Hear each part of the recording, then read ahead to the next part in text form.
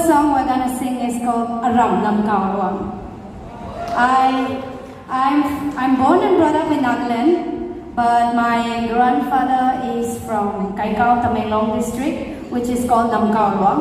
So I was there for 3.5 months in 2020 lockdown at my grandfather's village because I was going there to Manipur to write my exam, but I was stuck in Nonne. So I started searching for my relative, my family, because my family have never introduced me with the Manipur family that I have. But I started searching for my family and finally found them. I stayed with them for 3.5 months and I researched about every details of the history of that village and I wrote a song about it.